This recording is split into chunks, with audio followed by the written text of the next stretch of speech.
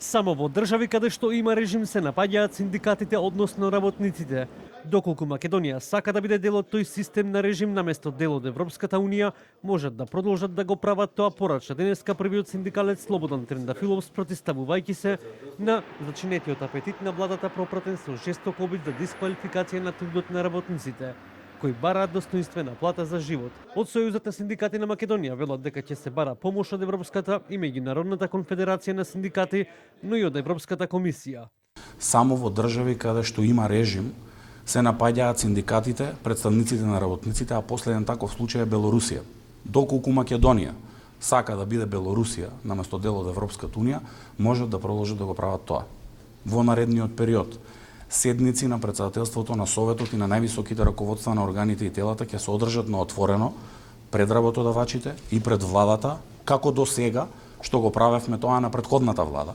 ВМРО ДПМН изминатиот период преку својот пратеник Бране Петрушевски жестоко удри против првиот синдикалец Слободан Трендафилов, обвинувајќи го дека исполнува нарачки на СДСМ и Левица за достоинствена плата на работникот.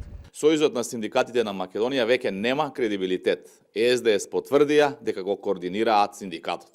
Слободан Трендафилов е лице кое и должи на СДС за незаконското поставување на позицијата претседател на ССМ. Слободан Трендафилов подолг период не ги одразува идеите и потребите на работниците, туку на СДС. Јас сум единствено гласноговорник на работникот, а не нечиев портпарол, возврати Трендафилов. Додека премиерот Мицкоски периодот објаснуваше дека грозие, цреши и банани не јадел, Трендафилов возврати дека менито на владата, но и тоа на работникот не е исто и дека работникот треба да си го дозволи, но дека владата прави напори да го дискредитира работникот. Јас простете не јадев 10 килограми цреши во јануари, простете не јадев 600 килограми банани во јануари. Мислам дека работниците заслужуваат да можат да си купат и цреши и банани. И мислам дека главната активност на владата треба да овозможи подобрување на животниот стандард. И додека трае битката за минимална плата, владата со милионски трошоци на екзотични овошја и зеленчук, премиерот со објаснување дека во влада не може да живеат од воздух и дека внимаваат каква храна конзумираат, но и дека постат.